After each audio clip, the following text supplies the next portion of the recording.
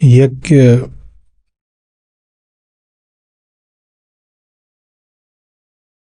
माने जो निम्नतर है,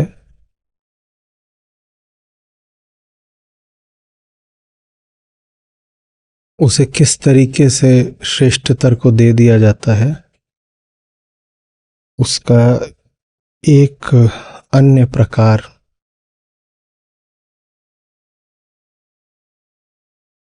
आज हम समझेंगे।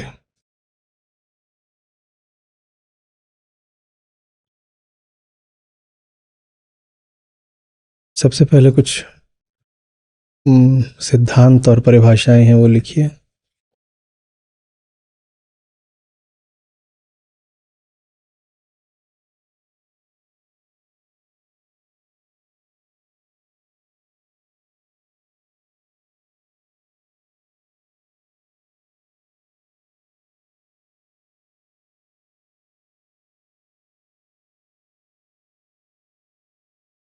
इंद्रिय कर्म,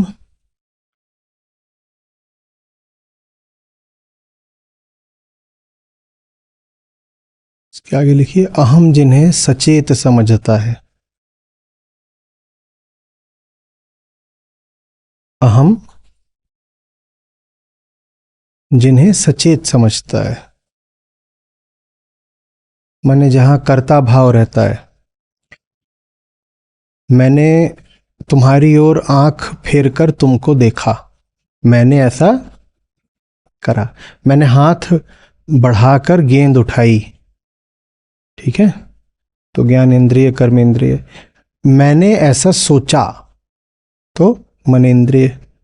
इनमें सब में क्या जुड़ा हुआ है? मैंने किया, तो ये इंद्रिय कर्म, इंद्रिय कर्माणि। फिर है आगे प्राण कर्माणि। ये वो कर्म है जिसमें अहम का कर्ता भाव नहीं जुड़ा होता। इनकी याद है, हम बात कर चुके हैं, इन्हें क्या बोलते हैं? क्रिया। याद आ रहा है? कर्म, कर्म, विकर्म किसको याद है? निष्काम कर्म, इनको क्या बोलेंगे? प्राण कर्माणि को। प्राण, प्राण से आशय लाइफ नहीं होता। शास्त्र में प्राण का अर्थ होता है सांस, सांस। तो जो प्राण कर्म है, ये कर्मों की कौन सी श्रेणी में आएंगे? जैसे सांस का चलना, अकर्म, अकर्म। तो जो इंद्रिय कर्म है वो अधिकांशतः, और चूंकि उनसे कर्तृत्व जुड़ा हुआ है तो वो सकाम कर्म होंगे, और ये हो गए अकर्म, प्राण कर्म, ठीक है। इन दोनों को ही आज एक ठहराया जाएगा फिर से। सचमुच नटखट ही है कृष्ण। पहले दो का अंतर बताते हैं, फिर कहते हैं कोई अंतर नहीं है, एक है। तो पहले तो अंतर बता दिया। अंतर क्या है? कि एक में हमको लगता है मैंने किया, और दूसरे में वो आमतौर पे दावा नहीं करता कि मैंने किया, ठीक है ना। जैसे कोई नहीं बोलेगा कि मैं अभी अपना दिल धड़का रहा हूं, और दिल धड़कना तो फिर भी चलो हमारी लोक भाषा में आ गया है, पर शरीर में भीतर और इतने अंग हैं, वो पता नहीं क्या क्या कर रहे हैं, कोई नहीं होता जो उन पर दावा ठोकने जाए। बात समझ रहे हो? अभी आपके बाएं कंधे की मांसपेशियां क्या कर रही हैं? आप बोलोगे क्या कि मैं कर रहा हूं वो सब कुछ? आप नहीं बोलते ना। मस्तिष्क में कितनी सारी क्रियाएं चलती रहती हैं, बाप रे, जटिल सा उपकरण है वो। आप क्या बोलोगे आपने किया? आपको पता ही नहीं क्या हो रहा है वो।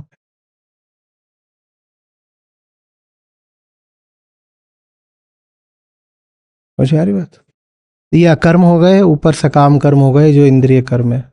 तो ये अंतर है, किसके देखे? अहम के देखे अंतर है। तो अंतर है भी नहीं भी है, अहम से पूछोगे तो कहेगा अंतर है।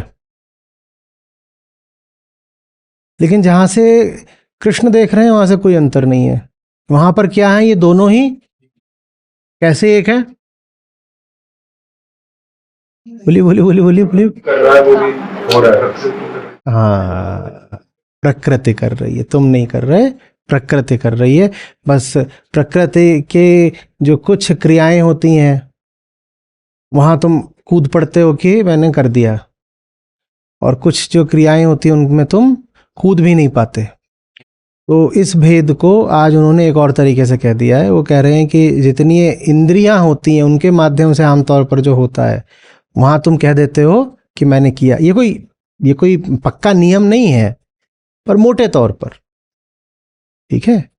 जिस भी कर्म में इंद्रियां उपकरण बनती हैं, साधन माध्यम बनती हैं, वहां हमारे लिए दावा करना थोड़ा आसान हो जाता है। और दावा करने को तो हम तैयार है ही, उसको तो घोषित करना ही है कि मैं बड़ा खिलाड़ी हूं। तो जहां पर हाथ आ गया, नाक आ गई, आंख आ गई, ये सब, या मन आ गया, उसके लिए सुविधा हो जाती है, जल्दी से बोल देता है कि मैंने कर दिया। और जहां पर भीतर का काम चल रहा होता है, प्राणेंद्रिय जिसको आज वो कह रहे हैं, तो प्राण कर्म में अहम ऐसा दावा नहीं कर पाता, क्योंकि उसको जानकारी ही नहीं है। वो बुद्धि को टटोलता है, स्मृति को टटोलता है, वहां उसे कुछ मिलता ही नहीं, थोड़ा बहुत मिल जाता है तो कर नहीं पाता। उसके देखे दोनों में अंतर है, लेकिन वास्तव में कोई अंतर नहीं है, क्योंकि दोनों ही जो क्रियाएं हैं वो प्राकृतिक हैं। क्या फर्क पड़ता है कि तुम्हें क्या लगता है? तुम्हें तो जो भी लगता है अपने स्वार्थ के लिए लगता है, लेकिन तथ्य ये है कि चाहे अकर्म हो या चाहे सकाम कर्म हो, दोनों हैं प्राकृतिक ही, दोनों को ही अकर्म ही माना जा सकता है। कितना बढ़िया करा था कृष्ण ने, उन्होंने सकाम कर्म को अकर्म घोषित कर दिया था। अगर सकाम कर्मी अकर्मी है तो माने जो सकाम जीवन जी रहा है वो मुर्दा है या मशीन है। अकर्म का मतलब तो यही होता है ना कि काम हो रहा है, करने वाला तो जैसे मशीन करती है कि कर तो रही है, पर आप ये नहीं कहोगे कि इसके भीतर कोई बैठा है कि कर रहा है। लग सकता है, ऐसा प्रतीत हो सकता है कि मशीन कर रही है तो उसके भीतर भी कोई करने वाला होगा। जब नए नए रेडियो पहुंचे थे गांव में, ट्रांजिस्टर्स, रेडियो नहीं ट्रांजिस्टर्स होते थे, बड़े बड़े भारी, पूरा एक मेज पे एक आए, इतना बड़े बड़े होते थे। उनको लगा दिया जाता था तो आधे तो ग्रामीण उठ के भाग जाते थे बहुत जोर से, और जो थोड़े हिम्मती होते थे वो ऐसे घूम के आते थे मेज के पीछे और उसके अंदर देखते थे कि यहाँ बैठा कौन है। उनका तर्क ये होता था कि आवाज आ रही है तो कोई बोलने वाला होगा। ठीक यही तर्क हमारा है। उनको हम कह देते हैं ग्रामीण है, गंवार है, हम उनसे अलग कैसे हैं?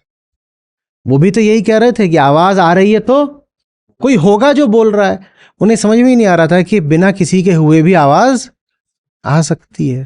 ठीक उसी तरीके से हम बहुत कुछ करते हैं तो हम कहते हैं कर्म हो रहा है तो कोई करने वाला भी होगा। हम भी ये नहीं मान पाते कि कर्म हो सकता है करने वाला कोई ना हो, उसको ही अकर्म कहते हैं। वही आंतरिकता की निशानी है, वही वो मुर्दा जीवन है जिससे बचाने के लिए अध्यात्म होता है। कि कर तो बहुत कुछ रहे हो, करने वाला कोई नहीं है। जैसे जैसे हाँ हाँ बोलिए बोलिए, पूरा करिए। जैसे खाल लुहार की सांस लेत बिनु प्राण। हो तो बहुत कुछ रहा है, प्राण नहीं है। वहां पर प्राण से क्या आशय? वहां पर प्राण से आशय वो नहीं है जो यहाँ पर है, फंस मत जाइएगा। वहां वो शास्त्रीय संदर्भ में प्राणवायु की नहीं बात कर रहे हैं। फिर प्राण में जब आता है तो उसमें हम कर चुके ना चर्चा, पान अपान इन सब की, कितने तरह की वायु होती है भीतर। वो पुराना एक फ्रेमवर्क था, उसकी अभी कोई बहुत उपयोगिता है नहीं, पर फिर भी जानकारी के लिए उसको दिमाग में रखा जा सकता है। तो वहां प्राण से क्या आशय है? चेतना। जो कबीर साहब कह रहे हैं जैसे खाल लोहार की सांस ले तो बिनु प्राण, तो कह रहे हैं कि अरे भैया सांस चल सकती है बिना चेतना के भी।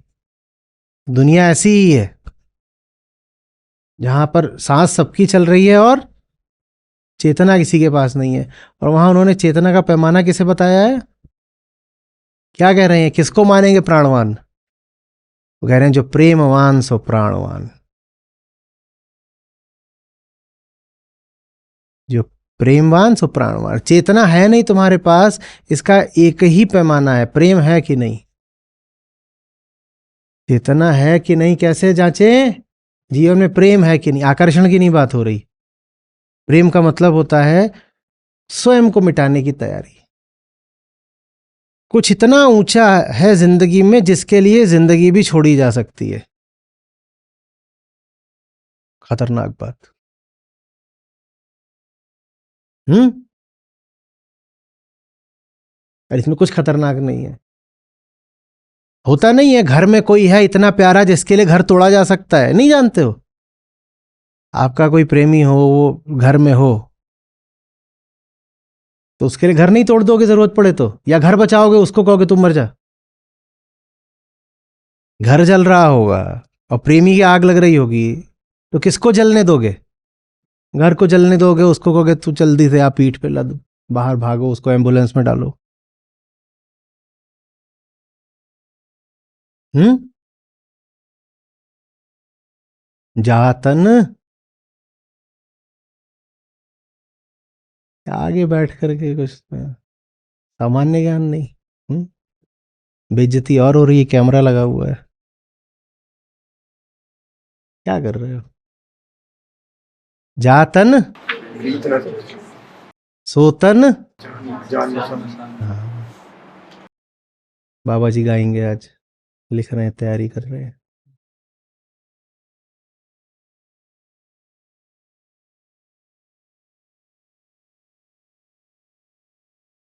तो इंद्रिय कर्म और प्राण कर्म, ये दो समझ में आ गई बात पूरे तरीके से? दोनों में से ही किसी से भी कर्म हो रहा है तो उसको सचेत नहीं मान लेना है, वो अलग चीज होती है। सिर्फ कौन जिंदा है? जिसका कर्म निष्काम है। अकर्म, सकाम कर्म, ये दोनों अलग अलग दिखते जरूर हैं पर दोनों एक हैं। अलग वास्तव में सिर्फ निष्काम कर्म होता है। उसी निष्कामता के लिए कृष्ण आज एक हमारे पास एक नया सिद्धांत लेकर आएंगे।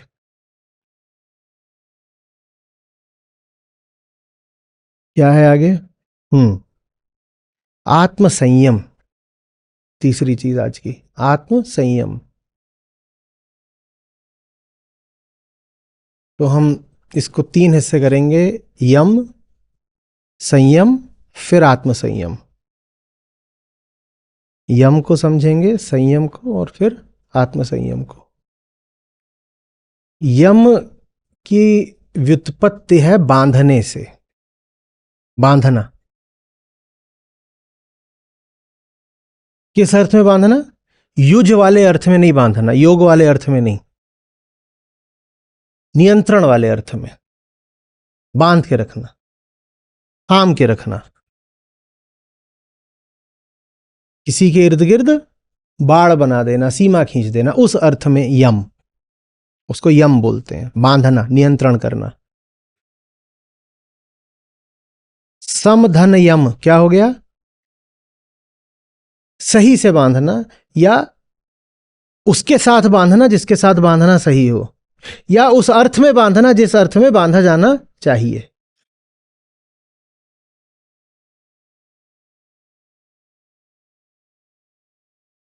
उसे संयम कहते हैं। फिर यम, संयम, आत्म संयम, अहम को आत्मा से बांध देना।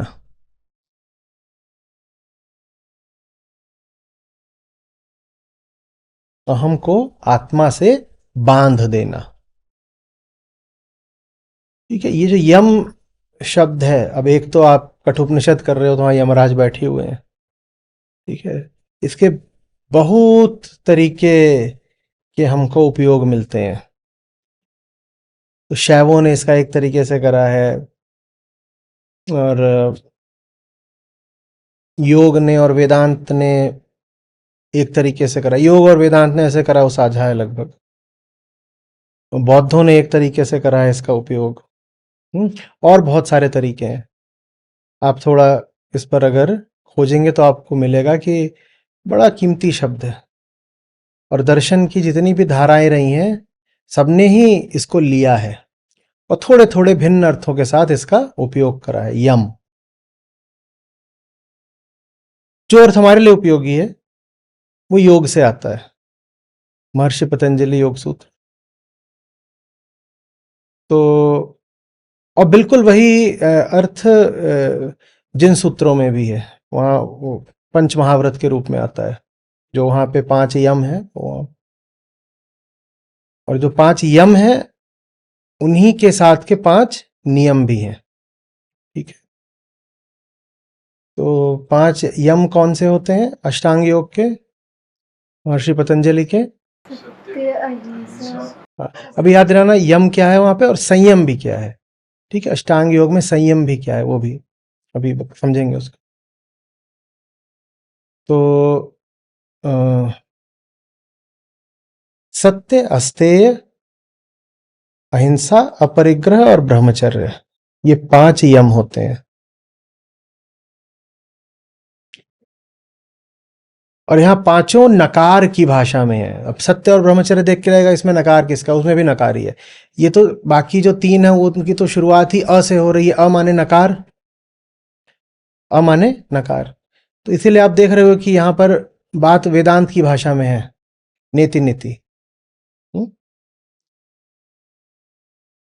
यम का जो पूरा सिद्धांत ही है वो वेदांत की दुनिया से ही जैसे उठाओ। जहां कहीं भी प्रकृति का खेल चल रहा हो वहां इन 5 से बचना है।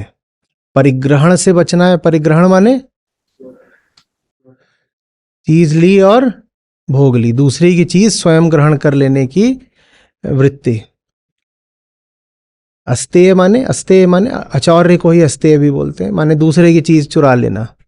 दूसरा माने पड़ोसी नहीं, दूसरा माने अपना भाई बहन नहीं, दूसरा माने प्रकृति। प्रकृति की चीज को अपना मान लेना, उससे बचना है, बांधना है। यम माने नियंत्रण ना, ये सब नहीं करना है।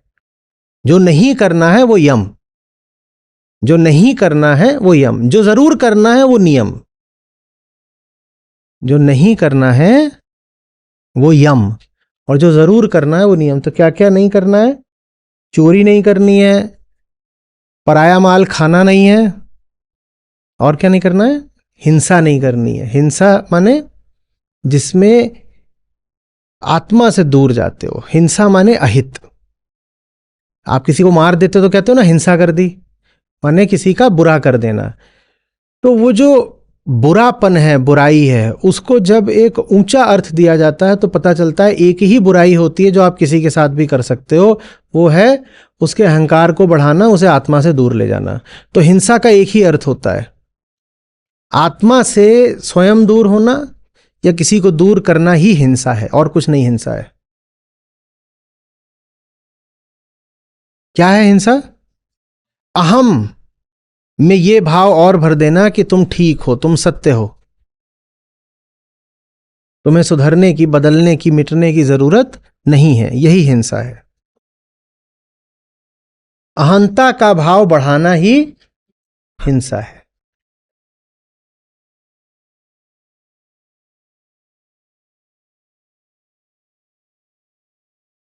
तो ये 5 यम है। सत्य को भी जब हम कह रहे हैं कि यम माने वो जो नहीं करना, तो सत्य को फिर कैसे पढ़ें? सत्य तो कुछ होता ही नहीं। तो सत्य को हमें पढ़ना है असत्य के साथ नहीं बंधना। असत माने प्रकृति ही, असत माने प्रकृति, उसके साथ नहीं बंधना है। ब्रह्मचर्य को कैसे पढ़ें? अब जैसे सत्य की कोई परिभाषा नहीं होती, वैसे ब्रह्म की होती है। ब्रह्म और सत्य तो एक ही है। हाँ, तो ब्रह्मचर्य को भी ऐसे ही पढ़ना है कि वो सब कुछ जो ब्रह्म नहीं है, अब्रह्म है, उसे बहुत मान नहीं देना। ये ब्रह्मचर्य है। जो कुछ भी असत है उसको सर नहीं चढ़ाना है, यही ब्रह्मचर्य है।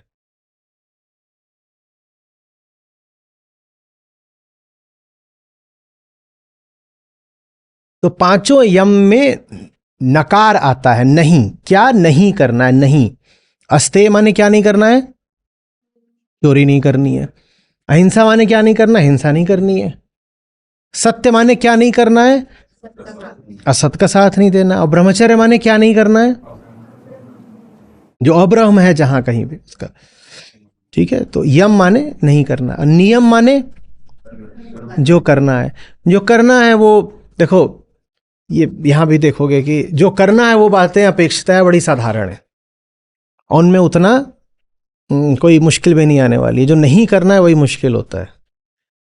ठीक है, क्या क्या करना है वो बातें आप कहोगे तो ठीक है। शौच, सफाई रखो। उसको थोड़ा ऊंचा अर्थ दोगे तो कह दोगे कि मन की सफाई रखो। स्वाध्याय माने ये नहीं कि कहा गया है तभी पढ़ेंगे, जो कुछ पढ़ने लायक है उसको स्वतः ही अंतः प्रेरणा से पढ़ना जरूर है। तप, तप का भी ऊंचा अर्थ ले लो तो यही है कि अपनी वृत्तियों को जलाना।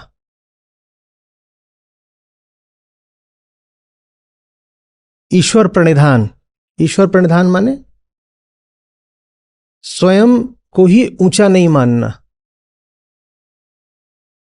स्वयं से आगे जो है उसके आगे समर्पित हो जाना। और संतोष, संतोष माने आत्मा में ही संतुष्ट रहना, संसार के पीछे न भागना। ये 5 नियम हो गए।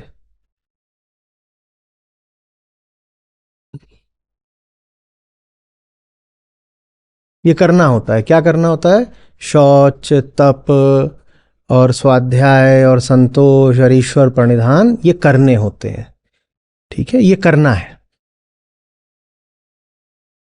वैसे तो यम नियम का जोड़ा चलता है, लेकिन आप देख रहे होगे कि इनमें ज्यादा महत्व यम का है।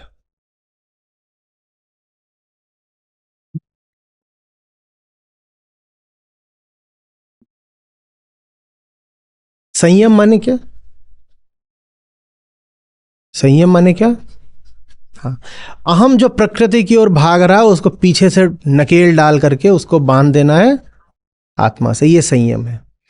प्रकृति की ओर भागते हुए अहम को बिल्कुल बांध दो आत्मा के साथ, इसे कहते हैं संयम।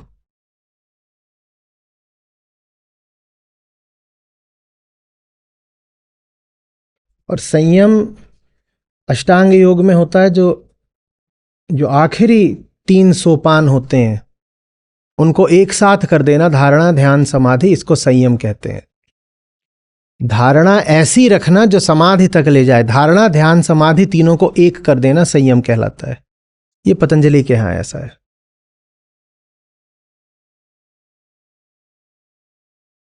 समझारी बात, उसको धारण करो जो ध्यान लगवा दे ऐसा कि बस समाधि तक पहुंच जाओ, ये संयम है। उसको धारण करना आसान नहीं होगा। धारण करना माने निकटता, एक अर्थ में अपने ऊपर बैठा लेना, स्वयं से श्रेष्ठ घोषित कर देना। उसको स्वयं से श्रेष्ठ मान लो जो सीधे समाधि तक ले जाए, ये संयम है।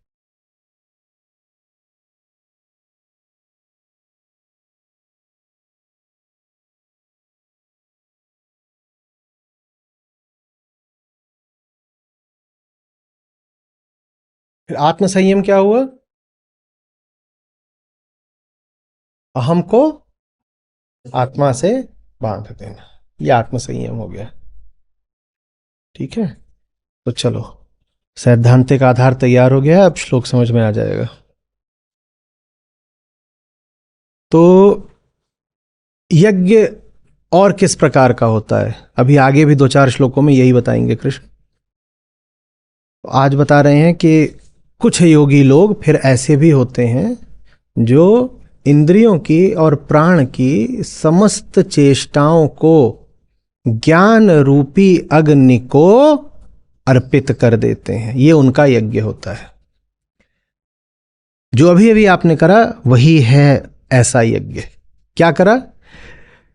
कि जान जाना कि इंद्रिय क्या कर रही है और प्राण क्या कर रहा है, सचेत होके तुम क्या कर रहे हो और अचेत होके तुम क्या कर रहे हो, है वो सब प्राकृतिक ही। ये जान जाना माने इसी बात का ज्ञान, इसी बात का ज्ञान, ये उनका यज्ञ होता है। उनके जो भी चेष्टाएं उठती हैं उन चेष्टाओं के साथ जुड़े कर्तृत्व को वो ज्ञान की अग्नि में जला देते हैं। जब भी कोई कर्म उठता है सिर्फ कर्म नहीं उठता, हमारे लिए जब भी कोई कर्म आता है साथ में पुछल्ला बंध के एक अनावश्यक चीज और आ जाती है। कौन? कर्ता। कर्म आया, साथ में कौन आ गया? कर्ता। कर्म तो तथ्य है, कर्म तो तथ्य है। वो ऐसा है कि जैसे अभी ये यहां रखी हुई है,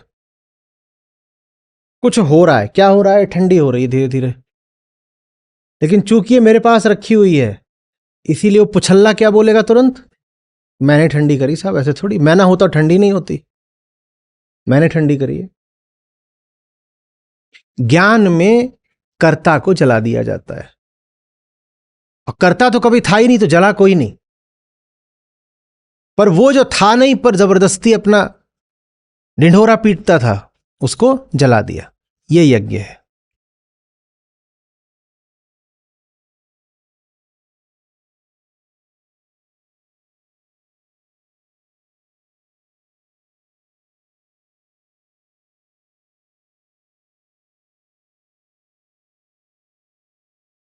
अहम ही जला दिया ज्ञान में, और कौन है?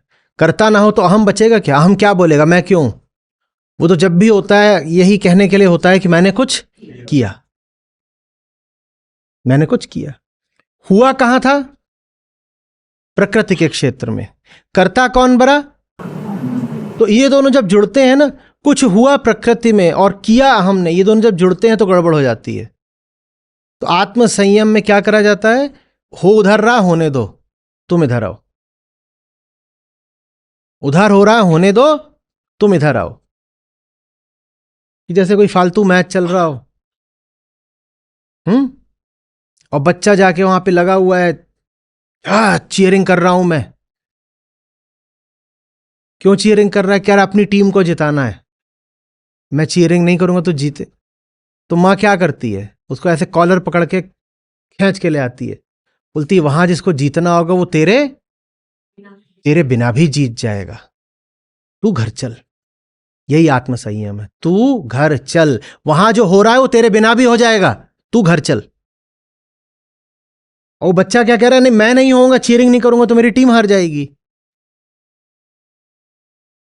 मैदान बहुत बड़ा है, तू बहुत छोटा है। मैदान बहुत पुराना है, वहां जो हो रहा है बहुत समय से हो रहा है। तू वहां खड़ा हो गया है, मैदान में कोई फर्क भी नहीं पड़ता, तू घर चल।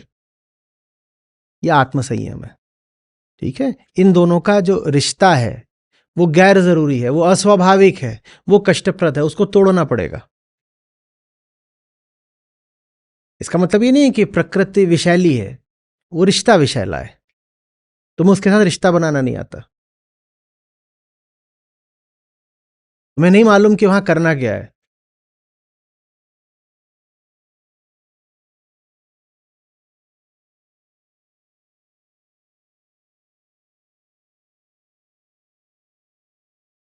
समझ में आ रही बात? है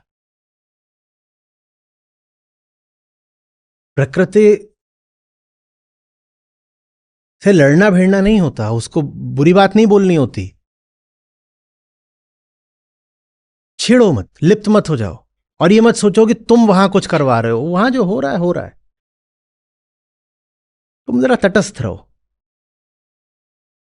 अच्छा लगता है ना, आप कहीं ऋषिकेश वगैरह में बैठ जाते हो गंगा किनारे, या गंगा बह रही हैं और वहां पत्थर मारो, कंकड़ मारो तो ही मजा आएगा। कुछ लोगों से रहा नहीं जाता। वो अगर बैठ गए हैं तो कुछ करेंगे, मूंगफली डाल देंगे उसमें, कुछ कर रहे हैं बैठ करके। और कुछ ऐसे भी होते हैं जो तट पर बस चुपचाप। तो ये रिश्ता रखा जाता है प्रकृति के साथ। नहीं कहा जा रहा कि नदी के पास मत जाओ, बिल्कुल पास जाओ, थोड़ा नहा भी सकते हो, थोड़ा अंजलि में ऐसे लेकर के आंख पे पानी डाल लिया, अच्छी बात है, हो गया, इतना ठीक। इसके आगे नहीं।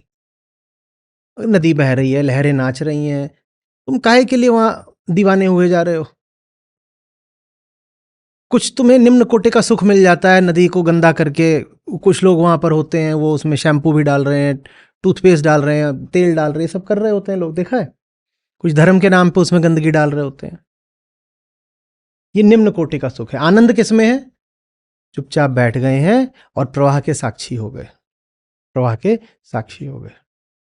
और साक्षी तभी हो सकते हो जब तुम तृप्त हो, जो तृप्त है सिर्फ वही साक्षी हो सकता है, जो अतृप्त है वो तो भोगेगा, क्योंकि वो अतृप्त है तो कहेगा मैं भोग लूं जल्दी से। तो तृप्ति या साक्षी तो सिर्फ तब हो सकता है जब अहम बंध गया हो तृप्ति के स्रोत के साथ। तृप्ति सिर्फ उसे किससे बंध के मिलती है? आत्मा से। हाँ, तो अहम जब आत्मा से बंध जाता है तो इस संयम में वो प्रकृति का दृष्टा हो जाता है। प्रकृति नाचती रहती है, आनंद है। कुछ ऐसा नहीं है कि हमें प्रकृति को दूर फेंक देना है, कुछ कर देना है। नृत्य अपना चल रहा है। आप लोगों को आजकल फिल्मी गाने बहुत पसंद आने लगे हैं। कम्युनिटी पे बाढ़ आई रहती है, कोई ये डाल रहा है, कोई वो डाल रहा है। एक बहुत पुरानी फिल्म थी, अगर मुझे सही याद है तो, उसमें हो सकता है स्मृति धोखा दे रही हो, पर उसमें एक दो दृश्य थे, गाने में है, जिसमें जो नायिका है वो नाच रही है और जो नायक है वो उसको देख भी नहीं रहा, बस बीच में बैठा हुआ है, वो उसके इर्द गिर्द नाच रही है।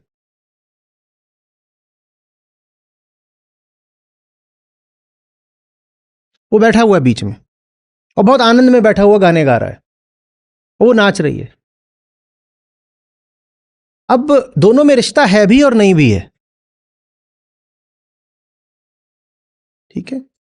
वो नाच रही है, वो ना नाच रही होती अगर वो नहीं होता तो, और ये गा रहा है, ये ना गा रहा होता अगर वो नहीं होती तो। लेकिन फिर भी छेड़ा छेड़ी लिपटा लिपटी नहीं है। गाना ढूंढिएगा, और वो पूरा ऐसा नहीं है, बस अभी कौंध गया, उसमें कुछ दृश्य बीच में ऐसे हैं, मिल जाए तो डाल दीजिएगा।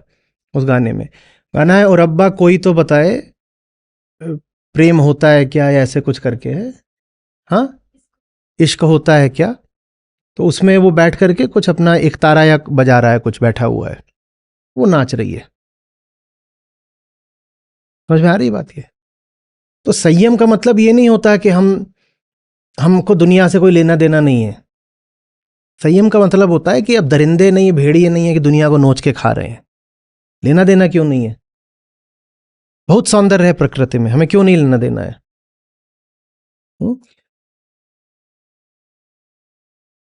यहां पर जीवन भी है, गायन भी है, नृत्य भी है, हमें हर चीज से लेना देना है। बस जो मंसूबा है, नियत, वो चीर फाड़ की नहीं है। समझ में आ रही बात ये?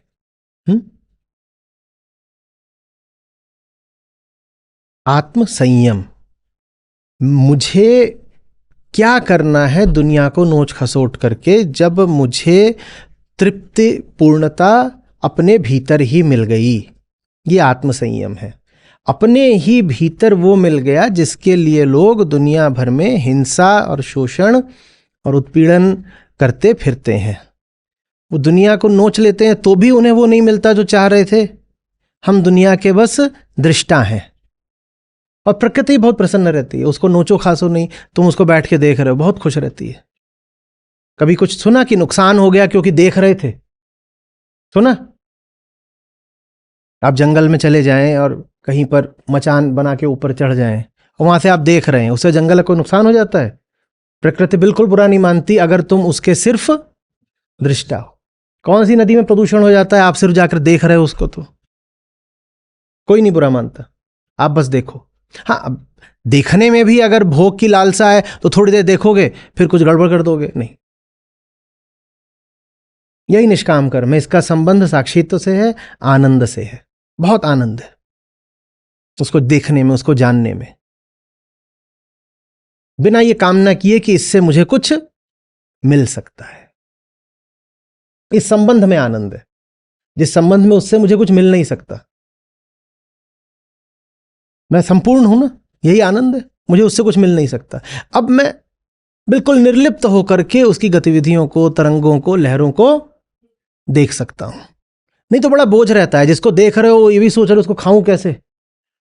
हम किसी को सिर्फ देखते थोड़े ही हैं, जिस भी चीज पे हमारी नजर पड़ती है साथ ही साथ गणित चालू हो जाता है कि अब इसको भोगना कैसे है। होता है कि नहीं? सिर्फ देखते हैं क्या हम किसी भी चीज को? जिसको ही देखा भोगने की कामना के साथ देखा, इसी आंख के साथ तो देखा, तो दबाव आ गया कि नहीं आ गया कि अब दिख गया है, अरे अब भोगना भी तो पड़ेगा। वैसे भले ना भोगना, अब दिख गया है तो मजबूरी आ गई, भोगना पड़ेगा। साक्षित्व में हल्कापन है, दिख रहा है, भोगना नहीं है। जैसा भी है, अब हम मुक्त हैं उसको जानने समझने के लिए। आनंद है। तो तुम्हारी बात, ये यज्ञ है। सब चेष्टाओं को ज्ञान और आत्म संयम की अग्नि में आहुति कर दिया, ये यज्ञ है।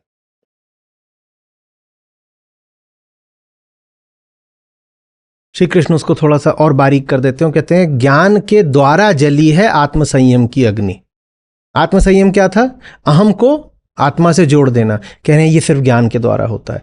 तो वो कह रहे हैं कि ज्ञान दीपिते, ज्ञान के द्वारा प्रदीप्त है ये जो आत्म संयम की अग्नि है। माने अहम का आत्मा से संयम, मिलन सिर्फ ज्ञान के द्वारा हो सकता है। कौन सा ज्ञान? आत्मज्ञान। अहम जब देख लेता है कि मैं कौन हूं और उधर उस तरफ जाकर के कुछ मिलना नहीं है, तो फिर वो उधर जाकर के बैठता है। किधर जाके कुछ नहीं मिलना है? प्रकृति की तरफ। तो फिर वो उधर जाकर बैठता है। ये कोई महंगा सौदा नहीं है। इसमें कुछ ऐसा नहीं है कि आपको अरे मुझे अपने सारे सुख छोड़ देने पड़ेंगे। सुख से ज्यादा बड़ा सुख, वो सुख जिसकी हर सुख तलाश करता है, वो सुख मिल जाता है आत्मसंयम में। हमारा कोई सुख आखिरी तो नहीं होता ना। तो सब सुख किसी और सुख की तलाश कर रहे हैं। जिसकी तलाश है वो आत्मसंयम में मिल जाता है। तो कोई ऐसा नहीं है कि आपने बड़ा त्याग कर दिया, कुर्बानी दे दी, अरे अब तो संसार के सुख हम नहीं भोग सकते, हम आध्यात्मिक हो गए हैं। कैसे नहीं भोग सकते? आप नाच भी सकते हो, आप गा भी सकते हो, आप सब कर सकते हो। फिर मुझे वही याद आ गया, वो नाच रही है, वो गा रहा है। किसने कह दिया कि अध्यात्म में नाचा गाया नहीं जाता? खूब नाचा गाया करो, पर ज्ञान की अग्नि के द्वारा शुद्ध होने के बाद। नहीं तो नाचना गाना फिर वैसे ही है कि जिस चीज की कामना हो गई, जिधर को भोग के लिए दहक लिए, वहां ठुमके मारने शुरू कर दिए।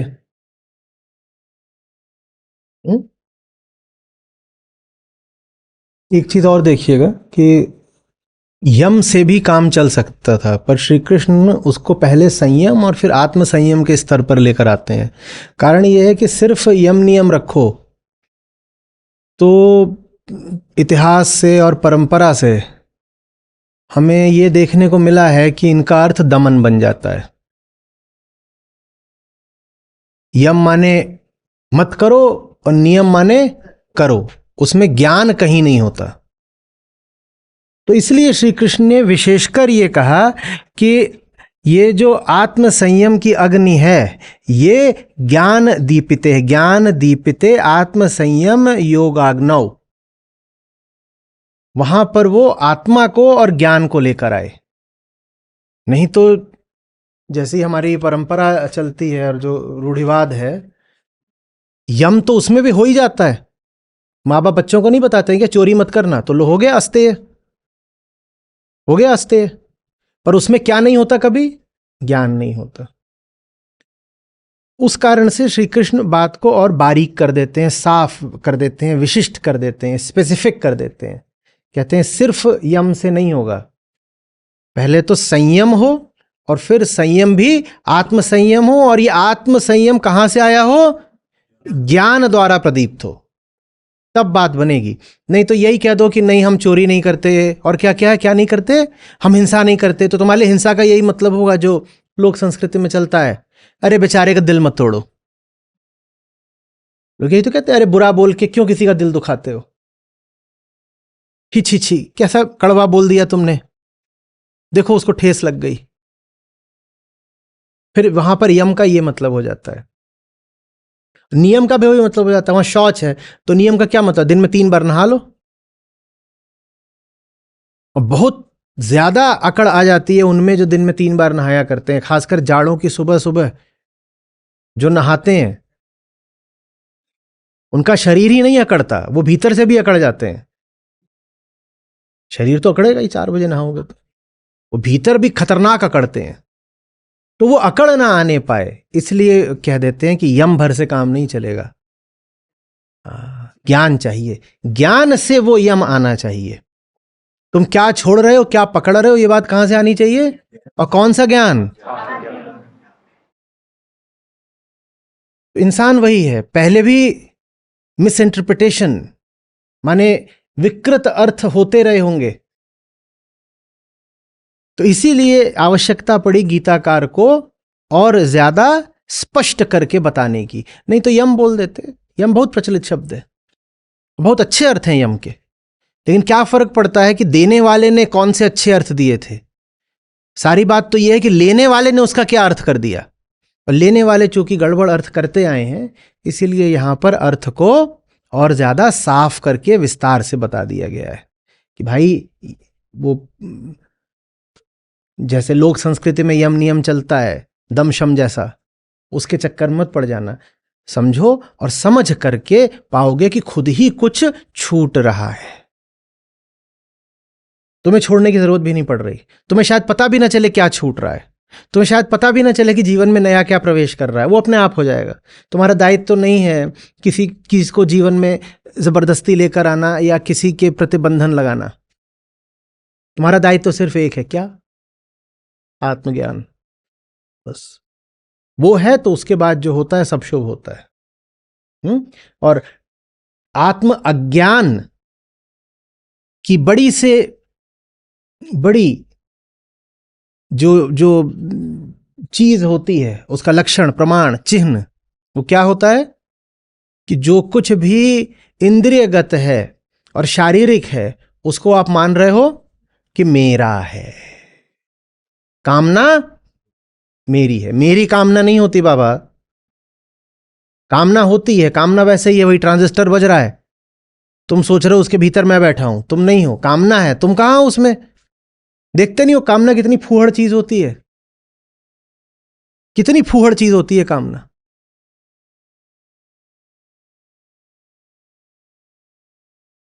दो घंटे बाद बहुत गंभीर महत्वपूर्ण परीक्षा है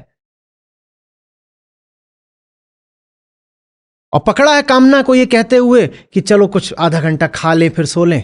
देखा है, ऐसी गंवार होती है कामना। क्यों ऐसी कामना को अपनी कामना बोलना चाहते हो?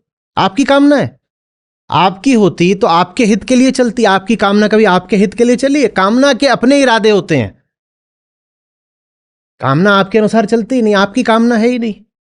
तो अज्ञान का लक्षण होता है शरीर की, इंद्रियों की चीजों को अपना मान लेना।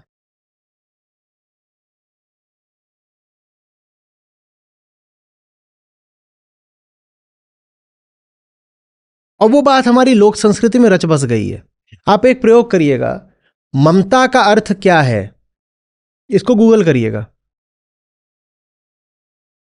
ममता का जो अर्थ है, आप ये कहिएगा कि ममता का आपको अंग्रेजी में अर्थ बता दिया जाए। ममता का अर्थ है ममत्व, माने चीज मेरी है, बात इतना सा। तो उसका अर्थ है ओनरशिप। और अगर कड़ा अर्थ लिया जाए अंग्रेजी में तो पॉजिटिवनेस। पर आप पाओगे कि अंग्रेजी में कहीं भी ममता का अर्थ आपको ओनरशिप नहीं मिलेगा। वहां लिख देते हैं अफेक्शन। अफेक्शन एक तरह से प्रेम। यही अज्ञान है। ममता क्या है? शरीर की एक चीज है, वो शरीर से उठती है, लेकिन आप उसको चेतना की चीज बना रहे हो। किसकी चीज बना दिया आपने? प्रेम की चीज बना दिया। वो तो अभी कबीर साहब बोल रहे थे कि सांस लेत बिनु प्राण जातन प्रेम न संचर। माने चेतना माने प्रेम होता है, और आपने ममता माने भी प्रेम बना दिया, तो आपने ममता माने चेतना बना दिया, जबकि ममता का संबंध चेतना से है ही नहीं। ममता का संबंध तो शरीर से है, और आपने ममता को चेतना की चीज बना दिया, ये कह गया कि ममता माने अफेक्शन। मैंने बहुत ढूंढा, मुझे कहीं पर भी ममता माने ओनरशिप मिला ही नहीं, जबकि ममता का अर्थ ओनरशिप होता है। ये चीज मेरी है, इसको कहते हैं ममता।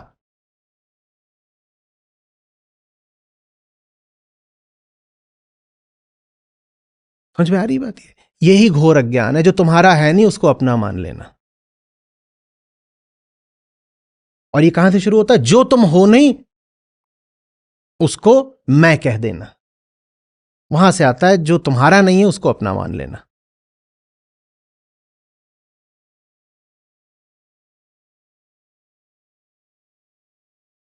कामनाएं अच्छी या बुरी नहीं होती, कामनाएं पराई होती हैं। अपनी है ही नहीं।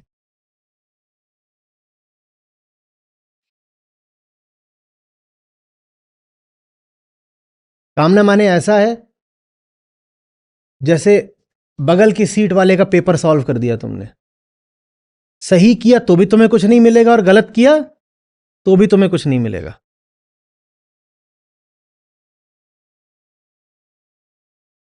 जी प्रणाम आचार्य जी। जी। मेरा नाम अभय कुमार सिंह है। मैं बिहार से हूँ आचार्य जी।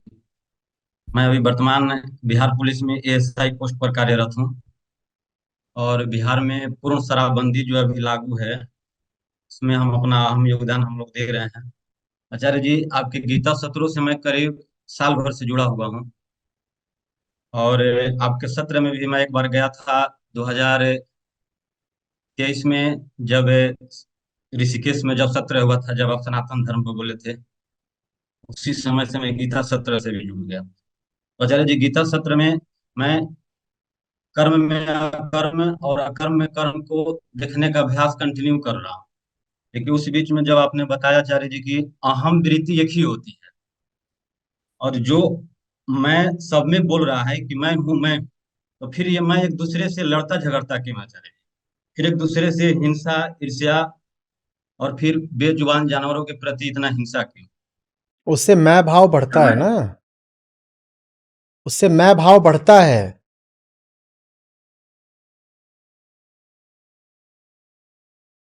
किसी ने यूं ही कुछ करा, इससे आपकी मैं भावना प्रगाढ़ थोड़ी होगी। किसी ने आपके खिलाफ साजिश करी है, अब देखो मैं भाव कैसे बढ़ेगा। अगर आपका कोई दुश्मन है तो फिर आपको भी होना पड़ेगा ना। तो आपके होने के लिए क्या जरूरी है? आपका कोई दुश्मन हो। तो जब दो लोग एक दूसरे से दुश्मनी कर रहे होते हैं तो वो परस्पर सहयोग कर रहे होते हैं। अ और ब में लड़ाई चल रही है, तो ब कह रहा है अगर अ मेरा दुश्मन है तो इसका मतलब मैं हूं, क्योंकि ये बात तो अतार्किक हो जाएगी कि मेरा दुश्मन है पर मैं नहीं हूं। और यही बात अ भी कह रहा है। जब दो लोग लड़ रहे होते हैं तो एक तरीके से आपसी उनमें गठजोड़ होता है, दोनों एक दूसरे का अहंकार सघन कर रहे होते हैं। मैं भाव देखा है लड़ाई के बीच कैसा प्रगाढ़ हो जाता है। कोई दुश्मन सामने आ जाए तुरंत मैं मेरा कितना बढ़ जाता है। मैं को कलह टकराव विभाजन चाहिए, इसके बिना वो मर जाएगा। मैं को अगर कोई पराया नहीं मिला तो वो अपना किसको बोलेगा। तो जहां कहीं अहम होगा वहां हिंसा होगी जरूर। दुनिया भर में हिंसा रहती है, इसको हटाने के हमने 100 काम कर लिए, हिंसा हटती है क्या? नहीं हट सकती। दुनिया से हिंसा नहीं हट सकती, क्योंकि दुनिया से हिंसा हट गई तो दुनिया ही हट जाएगी। ये दुनिया जैसी है, ये हिंसा के आधार पर ही ऐसी हो सकती है। और हमारे जो नेता लोग हैं और बुद्धिजीवी वो कहते हैं कि हमें वर्ल्ड से वायलेंस हटाना है। साहब अगर वायलेंस हट गया तो वर्ल्ड भी हट जाएगा। You world can not survive without violence. या फिर आप तैयार हो जाओ कि ये विश्व हटेगा और एक नई तरीके की दुनिया खड़ी होगी। आप नए तरीके की दुनिया नहीं चाहते। आप कहते हो जैसा सब हमारा काम है, कारोबार है, जैसी हमारी व्यवस्थाएं हैं वो तो वैसे ही रहे, बस उसमें से हिंसा वायलेंस हट जाए। ये हो नहीं सकता। आ रही बात ये है। लड़ाई कोई हमारी दुनिया की बीमारी नहीं है, कोई दुर्गुण नहीं है।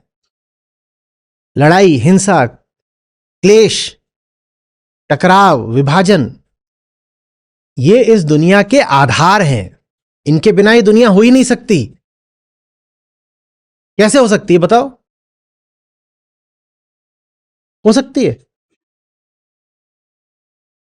ये जो पूरी कतार है, यहां एक घर है, दूसरा घर है, बीच में क्या है? दीवार है।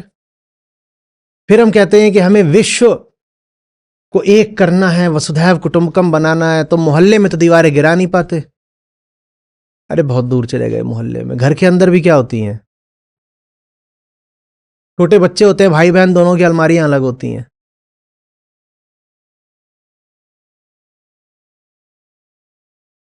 तो ये ऐसा नहीं है कि कुछ दुर्भाग्य से हो गया है कि दुनिया में लड़ाई चल रही है। दुनिया की लड़ाई दुनिया का आधार है। आप तो कहते ही हो कि परिवार पूरे राष्ट्र की, पूरे विश्व की इकाई होता है ना।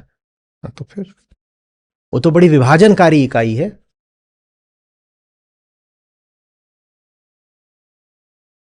अहम के लिए परायापन जरूरी है। कैसे कहोगे मेरा बच्चा अगर सब तुम्हारे बच्चे हो जाएंगे तो? कैसे कहोगे मेरा बच्चा अगर पड़ोसी का बच्चा भी तुम्हारा बच्चा हो गया तो? कैसे करोगे बताओ?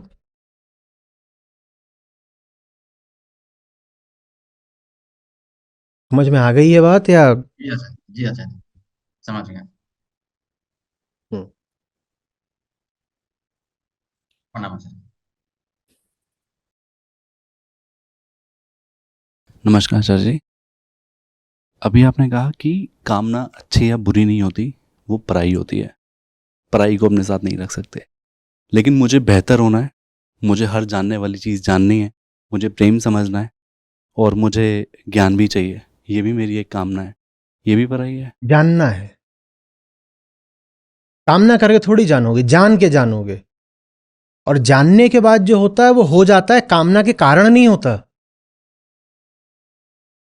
इसमें मक्खी पड़ी है, मैं इसे छोड़ दूंगा। अब कामना करके छोड़ूंगा क्या? मेरी कामना है कि काश मैं इसको छोड़ दूंगा, या बस छोड़ दूंगा, बस छोड़ दूंगा। अंग्रेजी में ज्यादा बेहतर होता है जस्ट।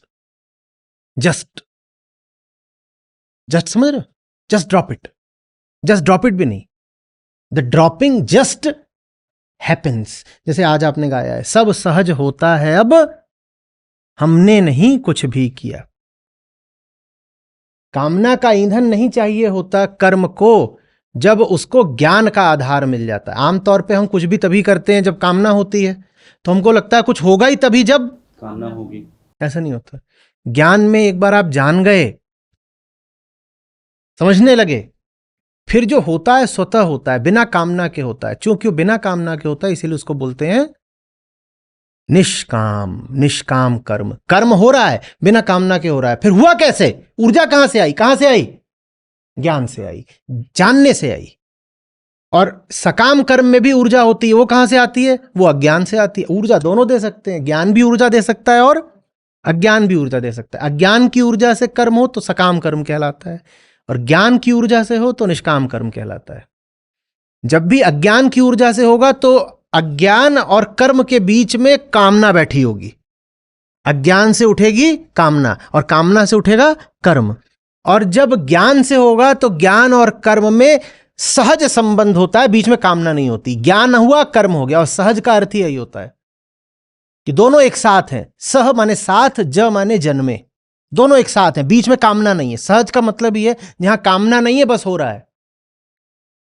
जहां कामना नहीं है पर कर्म हो गया, उसको सहज कर्म कहते हैं, उसी को निष्कामता भी कहते हैं। मैं बेहतर होना चाहता हूं, चाहने से थोड़ी बेहतर हो जाओगे। आप अभी कैसे हो इसको देखो और बेहतर हो गए। अब जो जो होना है होगा। आपको क्यों जादू होगा, इतना मत सोचो। आत्मावलोकन करो, फिर जो होना होता है वो हो जाता है।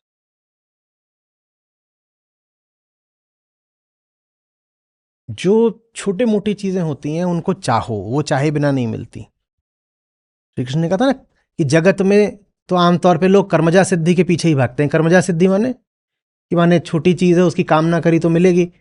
अब मुझे ये चुभ रहा हो, मैं कहूँ मुझे वो वाली कुर्सी चाहिए, तो मुझे ये हटाना पड़ेगा और उधर जाऊंगा। ये सब कामना जनित चीजें हैं, अपना ले आऊंगा, ठीक है। छोटी चीजें कामना से मिलती हैं। जो पाने लायक होता है वो कामना से कभी नहीं मिल सकता। उसकी कामना करो, उसका लक्ष्य बनाओ, उसका पीछा करो, योजना बनाओ, कहो टारगेट इतना है, इससे नहीं मिलता वो। छोटी चीजों के लिए हमेशा तैयारी कर लो, वो वैसे ही होगा। और बड़े कामों की तैयारी करोगे तो मारे जाओगे। छोटे कामों में कामना, योजना, ये सब चल जाता है, पर जीवन में जो मूलभूत काम होता है, मुक्ति, प्रेम, इनमें अगर कामना डाल दी तो मारे जाओगे। महत्व तो दोनों का है। जो कुछ आप योजना से और कामना से करते हो उसका भी महत्व है, और जो कुछ आप स्वतः स्फूर्त करते हो उसका भी महत्व है। लेकिन जो योजना कामना से करते हो वो चीजें ऐसी होनी चाहिए कि जैसे नौकर है। स्वतः स्फूर्त जो हो रहा है उसको करने वाला नौकर है। कौन? योजना बनाने वाला।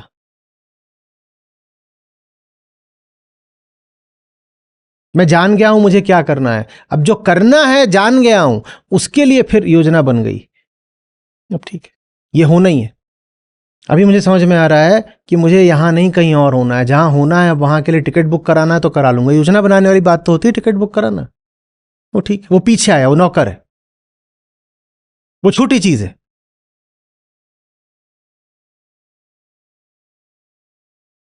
भौतिक चीजें जितनी भी होती है उसमें कोई भी ऐसी चीज नहीं है जो बिना कामना या योजना के बनी हो। ये बिना कामना योजना के बना, ये बिना कामना योजना के बना। एक चीज आपको नहीं मिलेगी जो कामना योजना के बिना बन जाएगी। तो कामना योजना का इनका महत्व है बस इनके बनाने में है। इसमें क्या बोल रहा हूं वो बात कामना योजना से नहीं आनी चाहिए।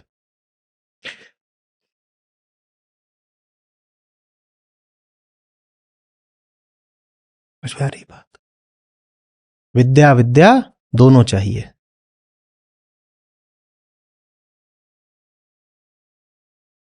पर क्या फायदा है ये ले आया जाए बहुत महंगा सोफिस्टिकेटेड और बोलने की तमीज नहीं है।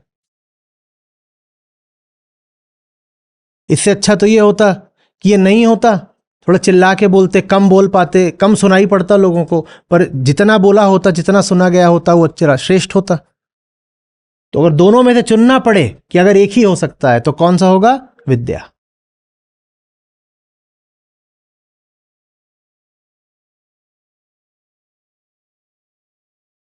लंबी यात्राएं कर ली लोगों ने, उनके पास साधन नहीं थे तो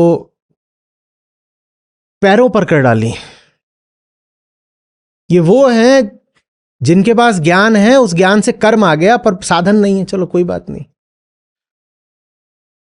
उस सड़क पर पैदल पैदल पैदल पैदल चलते गए। सड़कों पर क्या, जंगलों पर चले। आपको गुरु नानक याद आएंगे, आपको शंकराचार्य याद आएंगे। और दूसरी ओर नवाबों की संतानें होती हैं जिन्हें कुछ नहीं पता कहां जाना और क्यों जाना है, पर उनके पास 5 करोड़ की गाड़ी होती है। उनको पता था क्या करना है, कहां जाना है, उनके पास सिर्फ पैर थे, वो चल लिए, उन्होंने देश नाप लिया, दुनिया नाप ली। और दूसरी ओर वो लोग हैं जिनके पास हजारों किलोमीटर जाने के बढ़िया साधन है, मस्त गाड़ी आधुनिक, लेकिन कुछ जानते नहीं है कि जाना कहां है। अच्छा हो कि गाड़ी उसको ही मिल जाए जो जानता है उसको जाना कहां है, पर अगर नहीं भी मिल सकती तो वो किसी कदर अपना काम चला लेगा। लेकिन बहुत बुरी हालत हो जाती है जब आपके पास साधन तो होता है और साध्य का कुछ, फिर वही होता है जो हमें देखने को मिल रहा है कि वो गाड़ी किसी मंजिल पर नहीं पहुंचती, दूसरों को मौत तक पहुंचा देती है।